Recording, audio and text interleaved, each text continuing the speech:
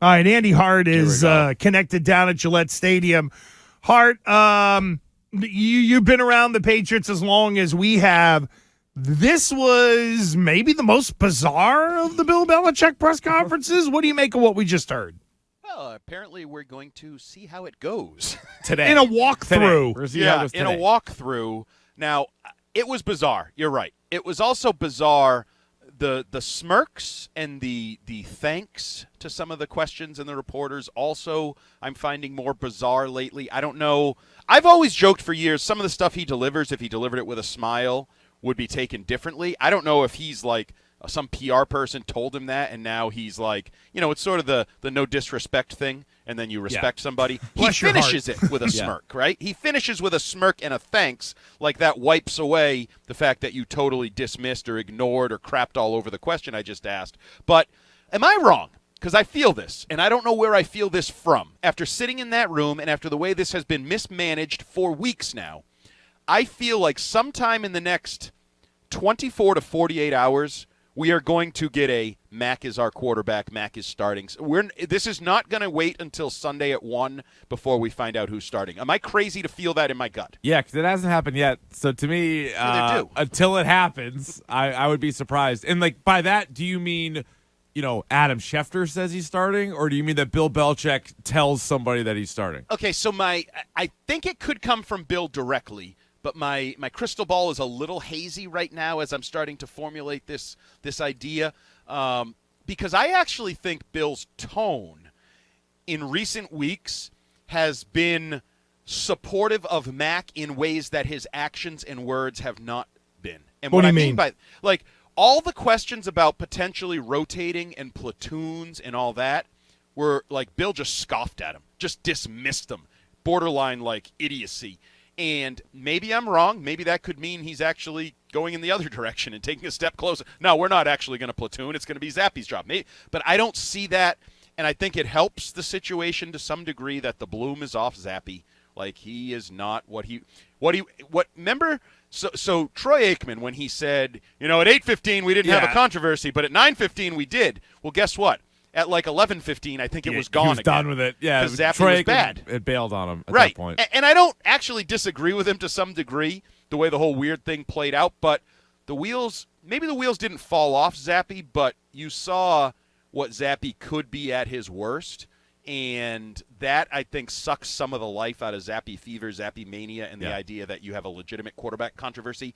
I think the other issue here is, and I wrote this the other day on the website, I'm starting more and more to believe they just have a problem in that they don't have a quarterback. It's got really nothing to do with Zappe or Mac. They don't really have anybody who's good at the position. Is it more likely that Bill likes both guys or dislikes both guys? Dislikes would be at this point. That's how did it go from last year to in 6 short months when you weren't playing to disliking the guy so much that you're dealing with him the way you are, you're calling the plays you are with him?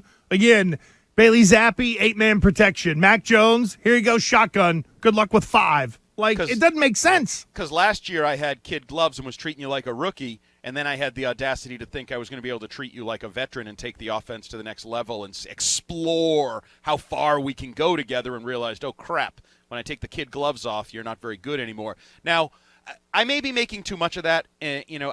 I do think that we get caught up in this, whether it's in the talk radio business, just the media business in general. Gresh, I think you and I talked about this one day at camp. You watch 3 practices, and you're all in on something. Oh, my God, this 6th-round receiver, Brady's going to throw 100 passes to this guy. And a week later, somebody says, I thought you said he was going to catch 100 balls. No, I never said. What are you talking about? You get caught up in that moment. And this 2-month span, the one thing I give Bill credit for that he said today, something to the effect of, we're not going to get into mid-season evaluations for a guy who's missed 3 weeks of games.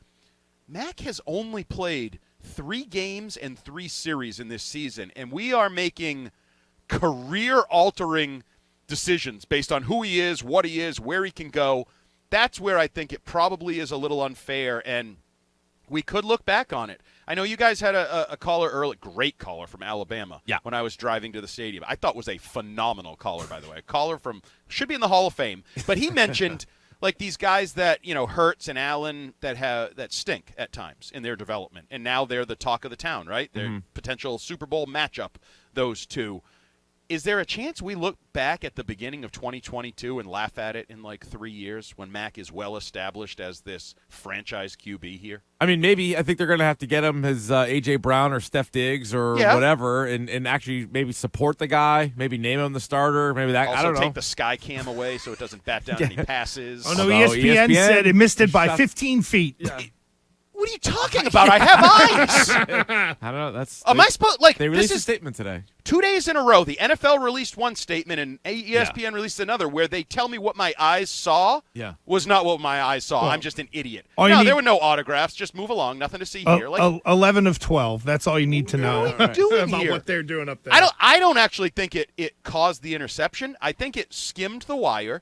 And I think the wire was in a place where the operator with his little joystick was like, no quarterback would ever throw it.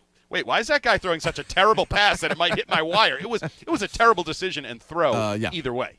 Now, at the risk of sounding like the big like a hot take artist here, Hart. Nice midday hot takes. Do you think at all that Bill Belichick has lost it? And the reason why I even ask it and why I subscribe to it is this last 2 weeks and then the decisions that he made on Monday aren't strictly the, hey, I'm going to be kind of, talk down to the media and give them nothing.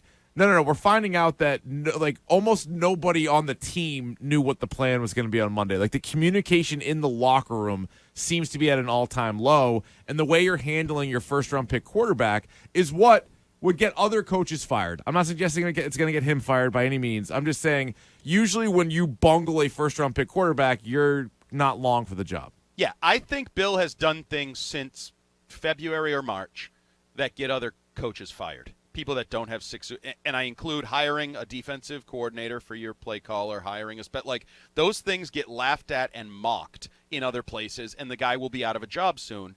Now, the communication thing to me, I'm not as concerned with the communication because I don't think Bill has communicated to his players or coaches for 20-plus years. I think he's that's not what he does. He keeps everybody walking on eggshells. You need to know basis. When you need to know something, whatever position, role you play, I'll tell you. Otherwise, do your damn job and focus on that. My concern is, so he went to Bailey Zappe on the 4th series, which came right after an interception when the crowd wanted Bailey Zappe, clearly. Mm-hmm.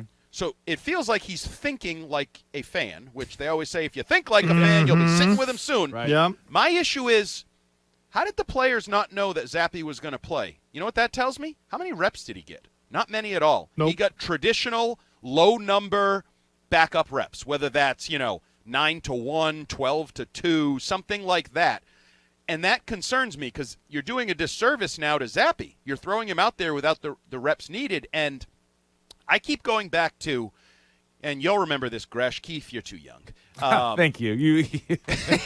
Circa 2001, the whole damn reason that Tom Brady was the quarterback for the foreseeable future was because Bill said it was unfair to not give a starters reps. They were trying to split the reps in practice. You couldn't get 2 quarterbacks ready because doing so, you'd get neither ready.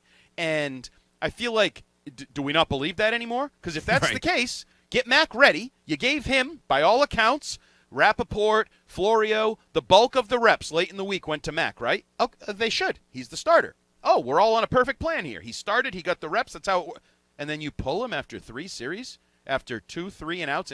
Did you not expect him to have some rust? And I thought Mac was telling post-game when he was asked if he got enough chances to knock off the rust, and he's like, that's a good question. Because he didn't. He absolutely did not. That was him saying. So, yeah, Bill has mismanaged this. To say he's flat out lost it. Now, Mutt was all over me because I wrote a column last week that the 2 wins were vintage Belichick, like rookie quarterback, defense steps up, takes away the number 1 offense. And Mutt was like, vintage, my ass. So this week I told him, well, what I didn't tell you, it's vintage Belichick from Cleveland. It's that vintage, the early 90s vintage Belichick that we're seeing because, that guy, quarterback controversies were part of his story. I want to go back to something, Hart, you said earlier, which was the Mac with kid gloves and things like that. And this offense is so dynamic that if you brought in a veteran, it would be high flying. Like, it feels like there's a bit of an assumption there that okay, you ran what Josh McDaniels would do and we treated you with kid gloves. Then if you go to the 200 or 300 level of that offense, it would make sense. But Bill would be assuming that this offense, with his defensive coordinator who's in his ear chirping away with whatever sweet nothings he's getting him to listen to him, is 400 and 500 level type stuff that once Mac figures it out, then it'll be high-flying, high-wire act. Those two things to me don't really correlate. I think the argument you're making right now is probably the argument that's in Mac's head, that's in Mac's camp's head of like, wait a minute, you were leaning on him to take this offense to the next level while you were figuring out what level it even was with Matt Patricia. Oh, and by the way, you gave him a number one receiver in Devontae Parker who gets less separation than anybody in football for 3 straight seasons now. That's just the facts of those next-gen GPS stats. He does not get away from the defense. He's always near the defense, and that's his go-to guy. And then you get into the whole 50-50 balls and the philosophy change. I think the point, the argument you're making, Gresh, is the point that Mac's side would sort of bring up, that you wanted him to take it to the next level, but he hit the gas and the car wasn't ready to go. The car is sputtering around him, and even though he's a good race driver, he can't make the car any better than it is. So Mac Jones is scheduled to speak today. Yes. Does that make you think that he's the starter on Sunday, or is that just they got to put somebody out there? Yeah, so Bailey Zappe spoke last Wednesday, and he did not start. Good point. And Max spoke at his locker on Friday. My guess is we'll flip that script, and we're going to get Bailey Zappe talking at his locker at some point. Yeah. So, no, I don't necessarily read it. Now, if he had any sense of humor, don't you think Matt could come in and, lighten this whole mood with, hey, I must be the starter again because I get the podium on a Wednesday? Little teeny joke. He'd no get chance. Caught. Are you kidding me? No chance he does that. No chance Absolutely whatsoever. No chance. And even Zappe with some of the answers of sir and ma'am and stuff, it's like, ooh, that's the subservient guy that Bill Belichick wants. Very polite. Well, come in, shut up, don't say anything, don't ask about what we're having for lunch. You come in here and you do what you're told. And I kind of wrote about that on the website this morning from a quote from Zappe yesterday with the afternoon show when he said, basically, I don't care. I tell Matt to call whatever he wants, and I'll try to make it work. And I juxtapose that to Mr. Why, right? Mac Jones told us all summer, as long as I know the why, I just ask the why. If they can explain to me the why, I'm happy to do it. I played a lot of football. Do you think that matters here? That one guy is asking why are we doing this? Why is he my coach? Why is Parker the guy I'm supposed to throw to even though he's covered? Why? Do you think that plays a role here, that Zappe comes in and just honeymoon period, head down? Yes, coach, whatever you say, coach. I'll do what you say, coach. Yeah, kind of. I think especially when you have Matt Patricia and he probably doesn't have an answer or the right answer every single time. That's the mitigating factor, the Matt Patricia piece of that. Yeah. Toss it out there. Bailey Zappe's like, yes, sir. Let's do it. However, it's then Bill Belichick cutting off his own knees or cutting himself off at the knees in terms of the owner who had mentioned the draft. And last year you thought, okay, guess what? This guy might not be the end-all, be-all, but you had a really good first-round pick, number 15 overall. And now basically under the scenario you laid out, Hart, relative to, say, if Mr. Kraft's come down and they get rid of Mac, then it's, well, then why'd you take him in the first round? And he had a great year. So how in the world, and by the way, that better mean Zappe is the Jesus and Cleats part 2. No question. Last year's draft looks a lot worse if you blew the first pick, number 15 overall, on a quarterback that you move on from within a year or two. Who you coached well and did the job. Who took you to the playoffs. Right. Went to the Pro Bowl for whatever that's worth. Apparently that was all fake. Apparently we were all in a fever dream that happened. But what happened between then and now? Because you're not going to tell me, Gresh, that this Mac that's a puddle of goo is the same quarterback we saw a year. He seemed unflappable a year ago. Yeah. Swagger. Remember the players used to be like, wow, I didn't know this kid had so much swagger. Like the Judons and the Bournes and everybody were talking up his swagger, his leadership. He's a captain. He's all this. And what happened in the last 6 months that leaves him a broken man on the sideline? I mean, the Matt Patricia piece of this is growing more and more by the day. Whereas after Cleveland, it was, do you feel vindicated? Now it feels like, and by the way, the head coach is a part of that as well. Yes. We can't absolve Bill, but it's the duo. It really is. I wonder if Matt Patricia has just the ear of Bill Belichick for whatever reason. But I blame Bill. And it's all him. Oh, yeah, he told me to blame him, but also, true. Well, that is if true, Patricia sucks, he put Patricia in place. Yeah, It's no, sort of 100%. Right. like Robert Kraft deserves blame for letting Brady go because if you allow Bill to make the decision, you've already made a decision. You made the decision. So Bill gets the blame for whatever Patricia does if he screws this up, because gone is the, you're right, Gresh. It was like, do you feel vindicated, Tom Curran asked Matt Patricia? Like, vindicated? You just got your ass whooped by the Bears, the team that can't win anything, kicked your butt up and down the field, and now you have two broken quarterbacks. Because that's the one thing I would say is, Yeah, you heard them both. yeah, they're both in a weak spot right now. And then the other thing that I keep thinking big picture is we were so insulated to this idiocy for 2 decades. Like, Bill's not handling it well.